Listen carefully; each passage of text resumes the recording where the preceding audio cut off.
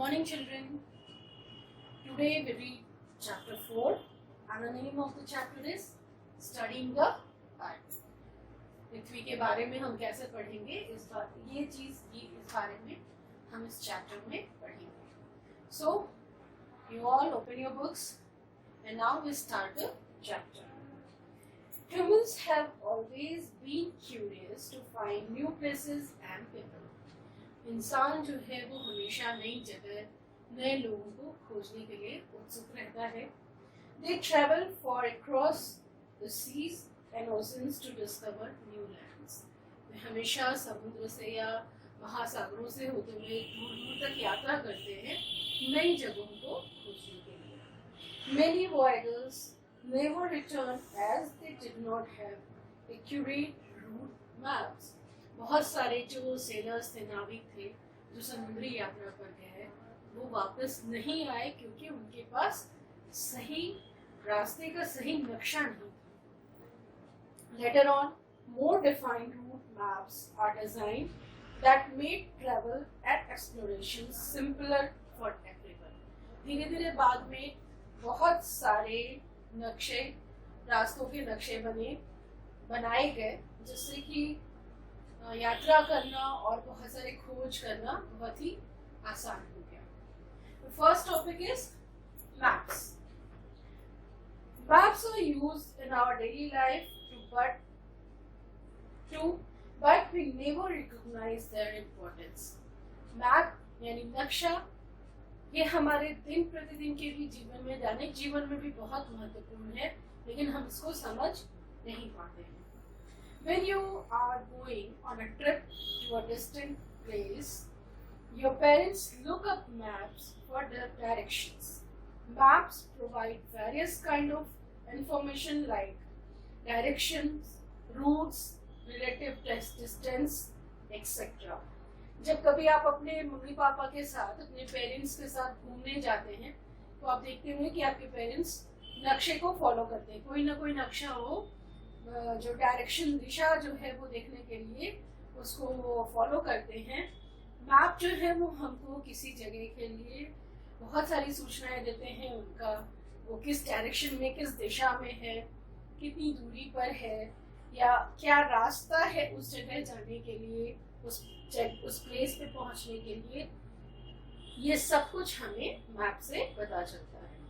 People who makes maps are called cartographer. वो लोग जो कि नक्शा बनाते हैं, मैप्स बनाते हैं, उनको हम क्या कहते हैं? Cartographer.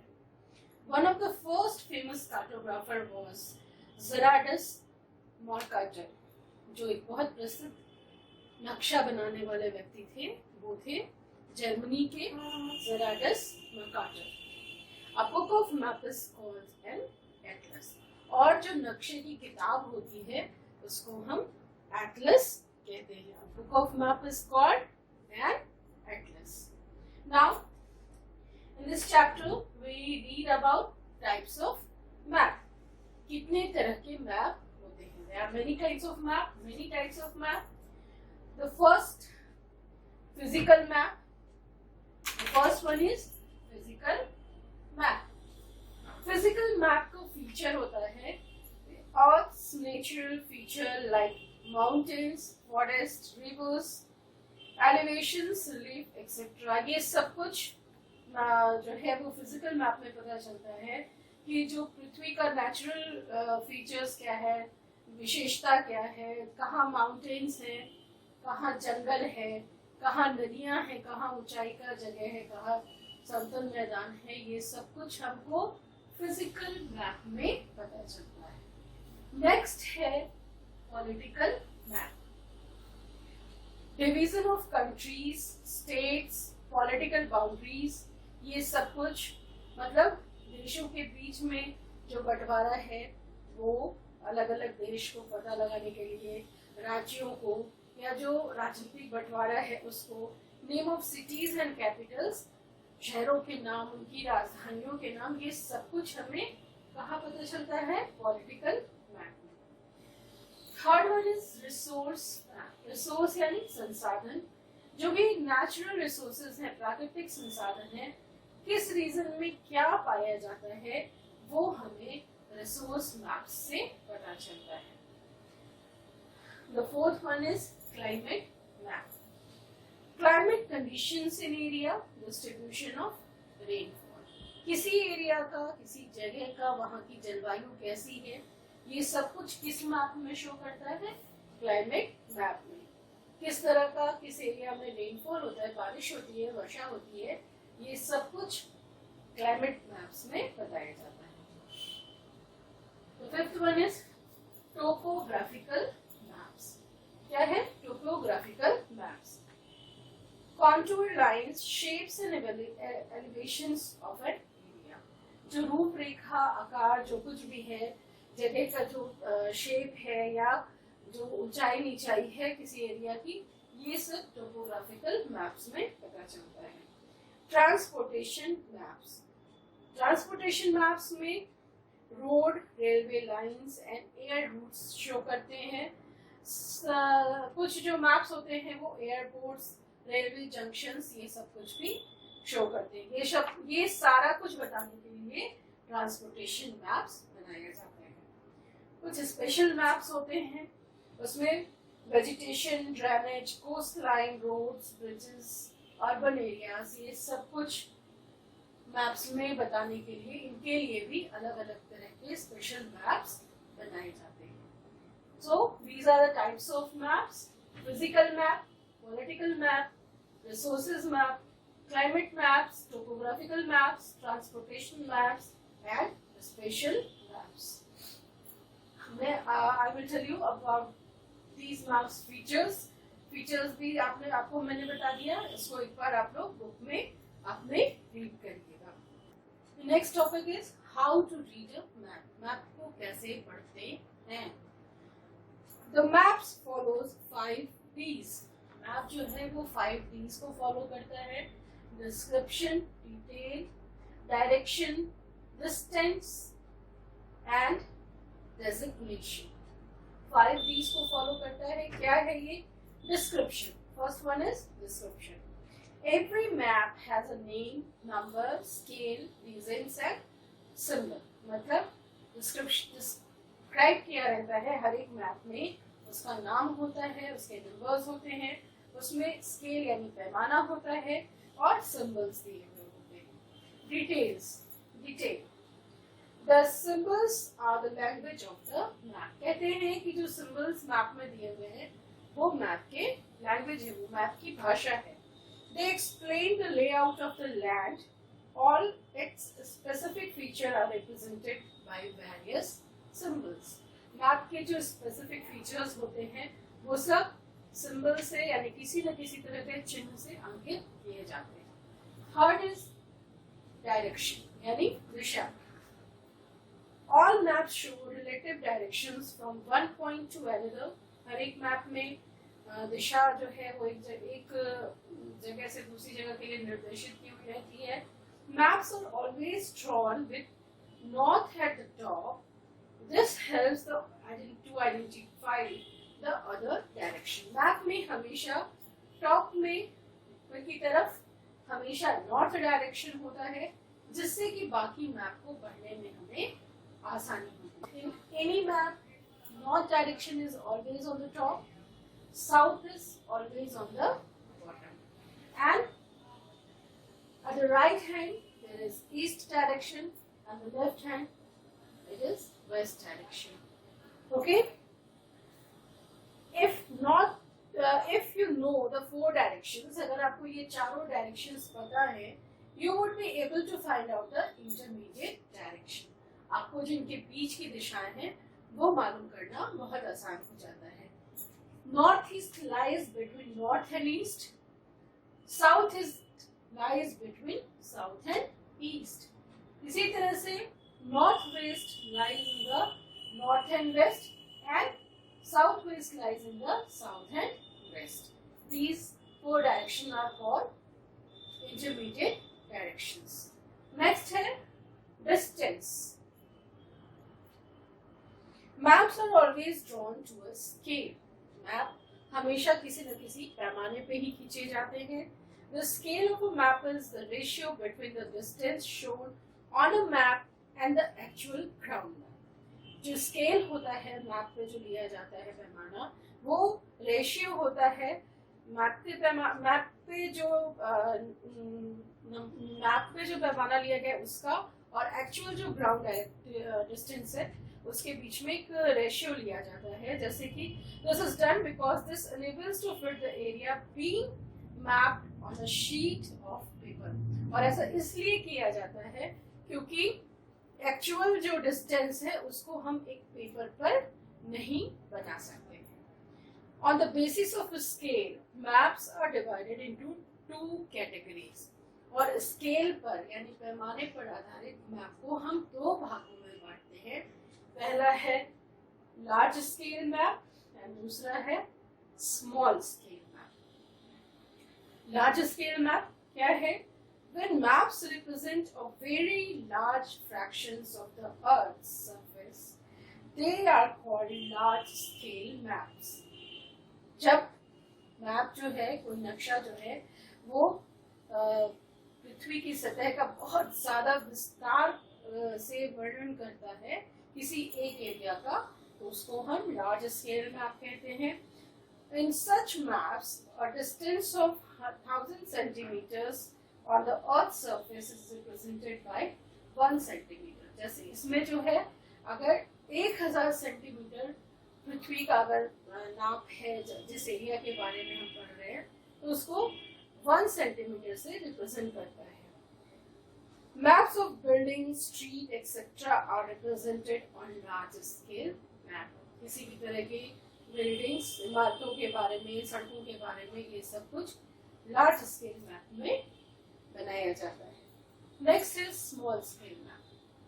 When maps represent a very small fraction of the Earth's surface to show a specific feature, they are called small scale map. In these maps, 50 lakh centimeters is represented by 1 centimeter. जब पृथ्वी की बहुत बड़ी जगह को छोटी सी जगह में दिखाया जाता है, जैसे कि 50 लाख सेंटीमीटर का एरिया जो है उसको हम जब 1 सेंटीमीटर से रिप्रेजेंट करेंगे, उस मैप को हम स्मॉल स्केल मैप कहते हैं. Countries and their borders, nation, highway, etc. are represented on small scale map. देशों की जो बाउंड्रीज हैं उनको या हाईवेज को दर्शाने के लिए स्मॉल स्केल मैप्स बनाए जाते हैं.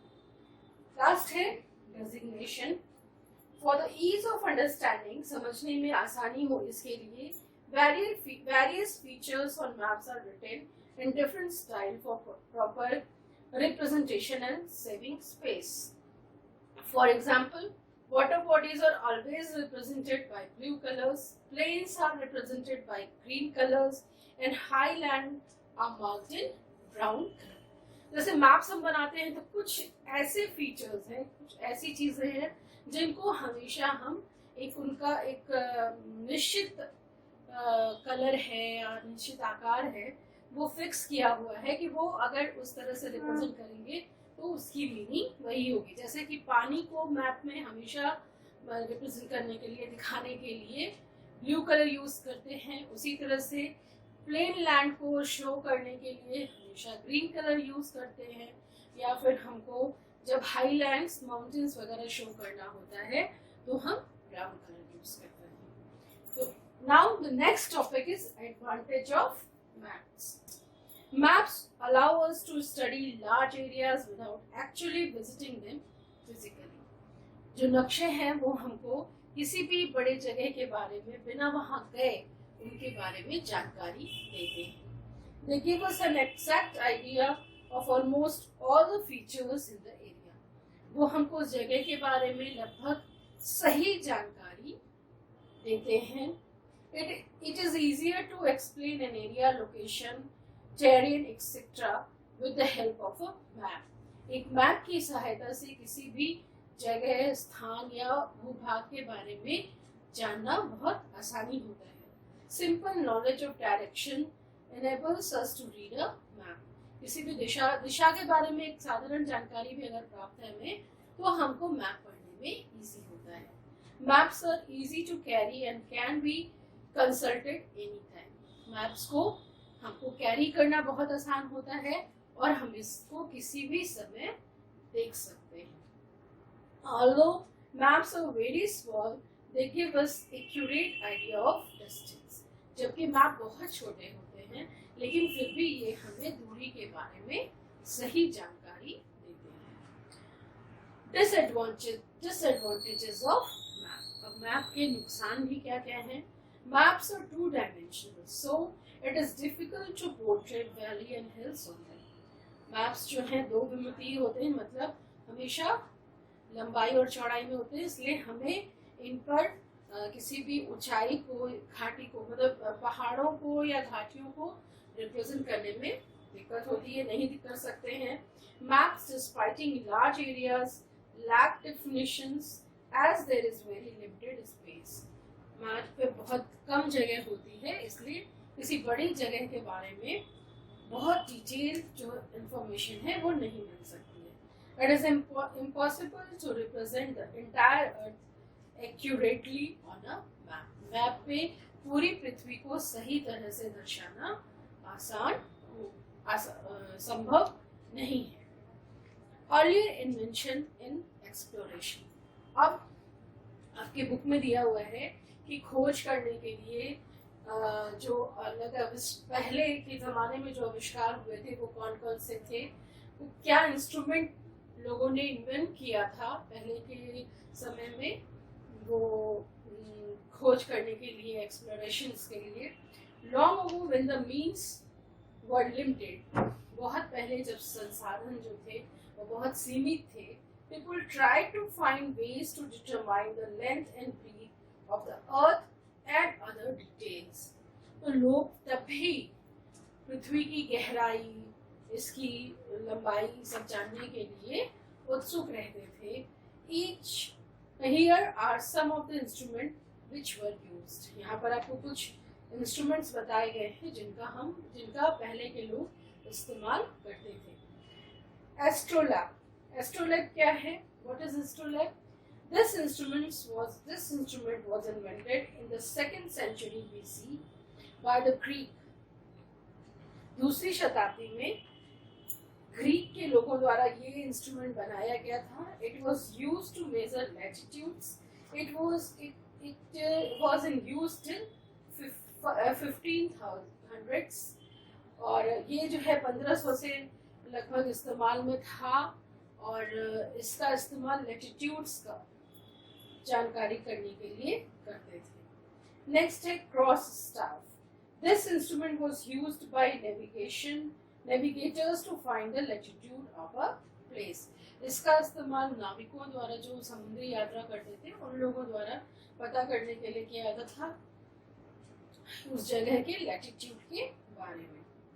Sextant. This instrument was invented in 1731 by an Englishman named John Hadley. John Hadley ने 1731 में इस इंस्ट्रूमेंट को बनाया था। It helped calculate the distance between the horizon and celestial bodies like stars and planets. और इसकी हेल्प से, इसकी सहायता से वो जो लोग थे, जो एक्सप्लोरर थे, वो कैलकुलेट करने की कोशिश करते थे जो आकाशीय पिंड जो है उनके बारे में, स्टार्स के बारे में, प्लैनेट्स के बारे में, उनकी दूरी हमारे अर्थ से कितनी है, ये सब कुछ खोजने की, जानने की कोशिश करते थे। And the last one is magnetic compass. It has been among the most important invention in the field of exploration science. और ये खोजकर्ताओं के लिए बहुत ही महत्वपूर्ण इंस्ट्रूमेंट था, बहुत ही महत्वपूर्ण खोज थी मैग्नेटिक कंपास की, जिसको कि आज भी यूज किया जाता है. The magnetic compass tells direction. और ये जो मैग्नेटिक कंपास होता है वो दिशा बताने का काम करता है. Now this is the end of the chapter. और अब हम लोग कुछ वर्ड मीनिंग कर लेंगे और साथ ही साथ एक्सरसाइज भी बना लेंगे. Here are some word meaning. आप लोग लिख लेंगे कॉपी में अपने। एक्सप्लोरेशन मीन्स खोज, रिकॉग्नाइज मीन्स पहचानना, एलिवेशन मीन्स ऊंचाई, रिसोर्स मीन्स संसाधन, कॉन्टूर मीन्स रूपरेखा, डिस्क्रिप्शन वर्णन, पोर्ट्रे प्रस्तुत करना, टेरियन भूभाग, horizon Kshitij, and dimensional means विविधता। इसको आप लोग सभी कोई अपनी कॉपी में लिख लीजिए और इसको लर्न करिए।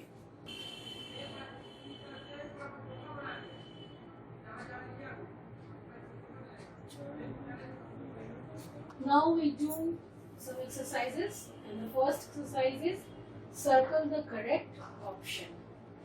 The navigational instrument invented by the Greeks helped in measuring latitude. कौन सा इंस्ट्रूमेंट था? The right answer is astrolabe. Astrolabe. Circle कर लीजिए इस पर। Second is what did John Hadley invent? John Hadley ने क्या बनाया था? Sextant. Answer is sextant. Maps are one dimensional or two dimensional? Right answer is two dimensional. A magnetic compass is used for measuring axis or finding direction, and the right answer is finding direction. Answer आप लोग circle करेंगे, finding directions. Now, all of you write this in your notebook.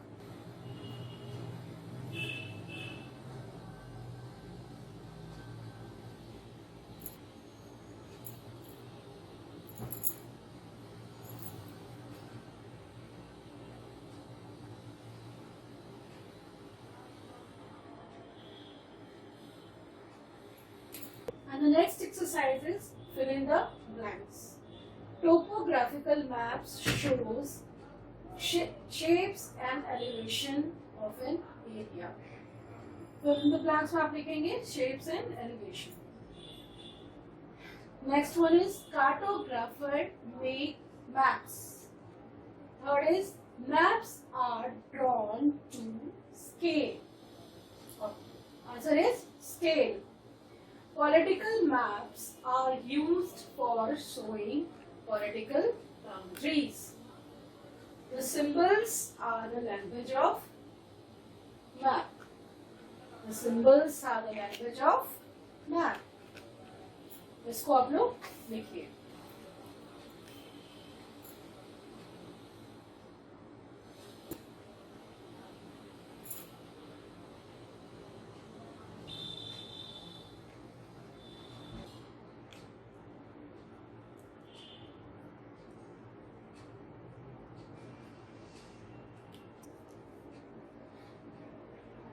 Now the next exercise is answer the following questions. Here are some questions, and I write the answers. So read this and write in a copy. Why are physical maps used?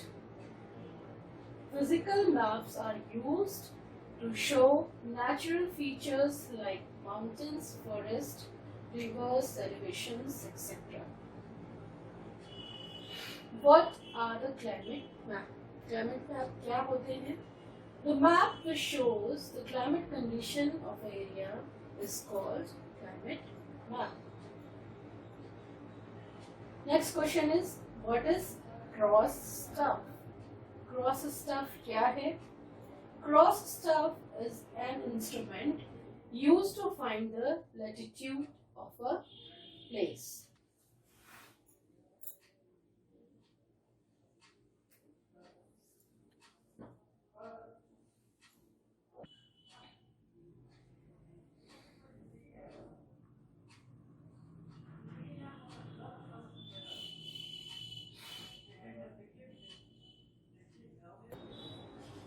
Next question is what is astrolabe?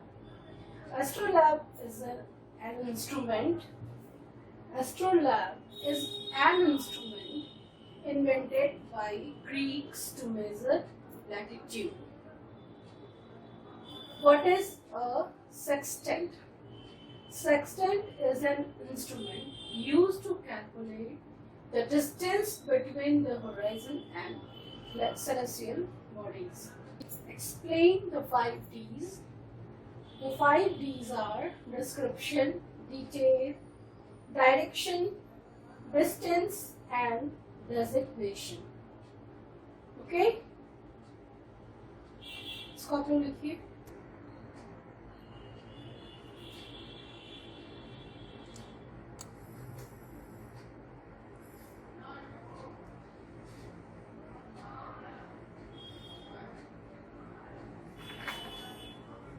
Now this is the end of the chapter.